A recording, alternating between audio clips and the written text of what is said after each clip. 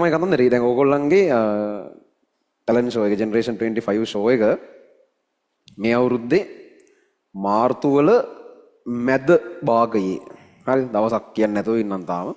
මාර්තු වල මැද කියන්නේ හරි මැද ගත්තොත් 15 වගේ දෙන්නේ මාර්තු වල. ඒ ආසන්න වටපිටාවේ ටැලන්ට් ෂෝ එක තියෙනවා.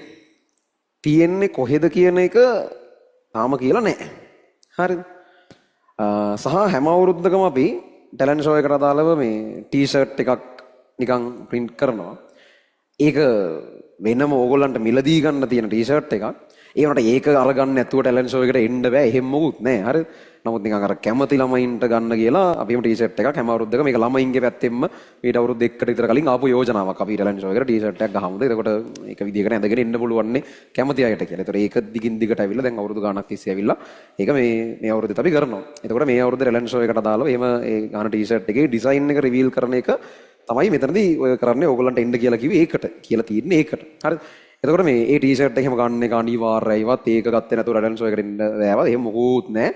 කැමති ළමයෙකුට විතරක් ඒ ටී-ෂර්ට් එක ගන්න පුළුවන්. තවන් ඒක ගන්න අවශ්‍යතාවයක් නැත්නම් ඒක ගන්න නැතුව ඉන්න පුළුවන්. කිසි ප්‍රශ්නයක් නැහැ. එතකොට මේ ඒ ටී-ෂර්ට් එකේ ඩිසයින් එක බලන එක තමයි මෙතනදී වෙන්නේ. හැබැයි මේකේ මේ කතාව ඩිසයින් එකම නෙවෙයි. හරිද? මේ අවුරුද්දේ ටැලන්ට් ෂෝ එක තියෙන්නේ කොහෙද කියලා ඔය ටී-ෂර්ට් ඩිසයින් එක ඇතුලේ හංගලා තියෙනවා. හරිද? ටී-ෂර්ට් ඩිසයින් එකේ බැලුව බැලමට එකපාර පේන්නේ නැති වෙන විදිහට නමුත් හරියට තමන් ඒක සම්බන්ධව පරීක්ෂණයක් මෙහෙවෙව්වොත් ඒක ඇතුලේ ටැලන්ට් ෂෝ එකට අදාළ යම් යම් කරුණු කාරණා කීපයක්ම තියෙනවා. ඒ අතරතුර අපි කොහෙද මේක කරන්න කියන ලොකේෂන් එක ටී-ෂර්ට් එකේ ඩිසයින් එක ඇතුලේ තියෙනවා. ඕක තමයි එතකොට මේකේ වැඩි. හරිද? ඕකේ තියෙන වැඩේ තමයි අරක. ඔයාලට හොයන්න තියෙනවා කොහෙද තියෙන්නේ කියලා හොයාගන්න එක ඇත්තේ. අපි දන්නේ අපි ඊට වඩා දැම්මම මොකුත් කියන්නේ තව ටිකක් කල් ගිහිල්ලා අපි කොහෙද තියෙන්නේ කියලා. මම මේකේ මේ ඉමේජ් එකක් ඔයගොල්ලන්ගේ Telegram channel එකට දාන්නම්. අපි කලර්ස් ටිකේ පොඩි වෙනසක් කරා කළු පාටයි රතු පාටයි එක වැඩ යන.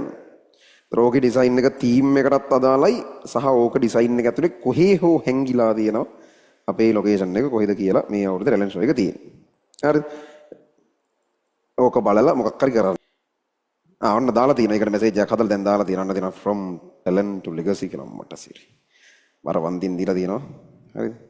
මේ ටී-ෂර්ට් ඩිසයින් එකයි අර මට තාපේකට වඩා හොඳ ඩිසයින් එකක් එක්ක ඒකේ ආර්ට් වර්ක් එකක් එක දාලා තියෙනවා.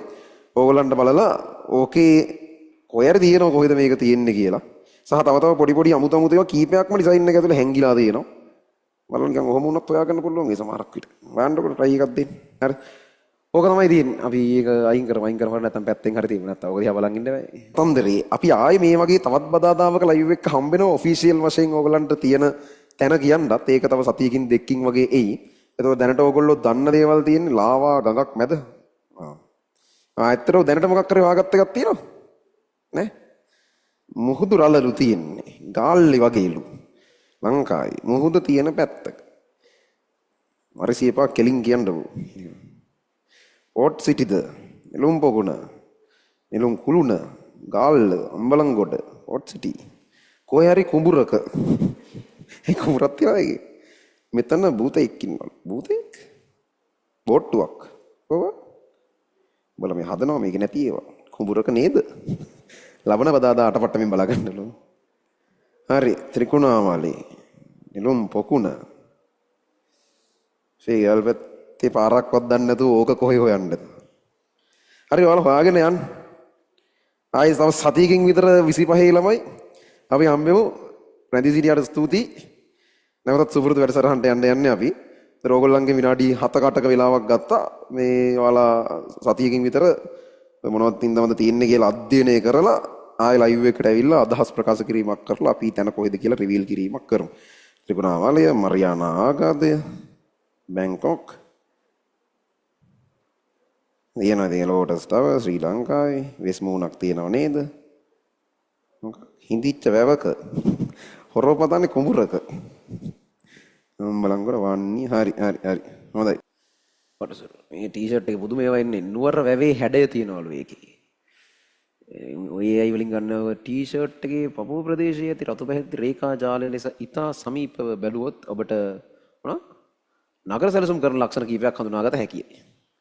අපි ඩිසයින් කරපේකට යවන්න ඕන. උත් සතුටු වෙයි. නුවර වැවේ හැඩය තියනවලු ඒක. වම්පස ඊ ලාංඡනයට මදක් පහලින් ඇති රතු රේඛාවකින් නිර්මාණය වන සංවෘත හැඩය නුවර වැවේ හැඩයයි. ඌ දන්නවගේ කියන හැටි කවුද මේ?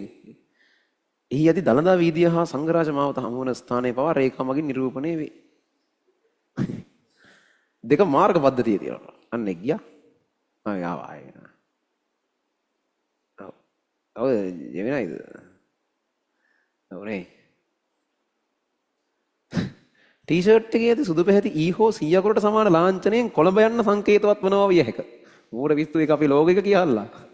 කොළඹ හින්දා තමයි දැන් ඊකෙම් එකේ 100 කොළඹ. අපූර්වයි.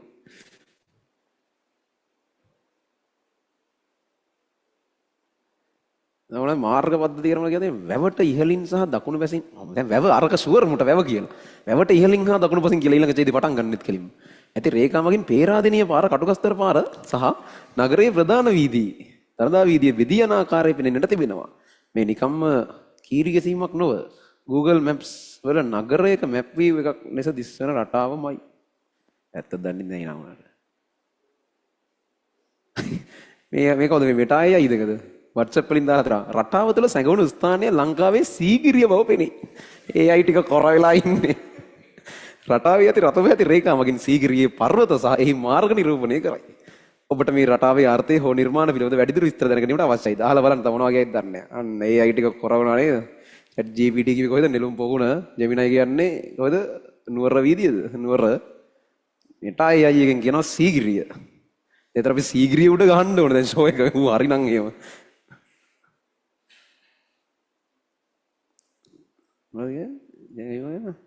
සිරිපාදේ උඩ කියලා තියෙනවා මේක. chat GPT දේ. ආර ප්‍රශ්නයක් කරාදී. මෙහිදී ඊකෙම් ජෙනරේෂන් 25 යන වචන වලින් පෙනී යන්නේ මේ මොරටු විශ්වවිද්‍යාලයේ රසායනික ක්‍රියාවලිය අංශයේ වැඩක් කියලා. ඈ? අපි මොකක් කරලා නැද්ද? දැන් මොරටු කැම්පස් එකට එක ගියාද? ක්‍රිට් එක හරි හොයන්න අපි ඊළඟ දවසේ ආයෙ බලමු. මාරුනේ ඒ වැඩේ. දැන් හොඳයි. එකේ වහලා අපිට තිරීපාදේ උඩ එකක් ෂෝ එකක් ගහන්න එනවා. සීගිරිය උඩ එකයි, දළදා මාලිගාව එකයි. මාර තැන් ටික කරන්නේ. අර ලොකේෂන් ටික හැබැයි. ගාලු කොට්ටුවලු දැන් අරක තියෙන්නේ. රතු ලයින් ආර්ට් ස්ටයිල් එකෙන් දක්වලා තියෙන්නේ ගල් බිත්ති වල වලලු පුරාණ ගොඩනැගිලි ගාලු කොටුවේ ඩච් ආකිටෙක්චර් එකට මැච් වෙනවා. ක්ලොක් ටවර් එක වගේ උස ගොඩනැගිල්ලක් පේනවා. හැලුසිනේෂන් කියන්නේ උපරිම.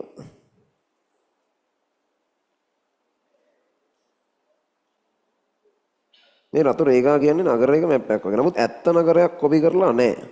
අයන්ත දැන් ඌ කියන්නේ මොකුත් නැහැ කියන්නේ ඒක හොඳයිනේ තියෙනවට වඩා. බුරුබුරුව කියනවට වඩා.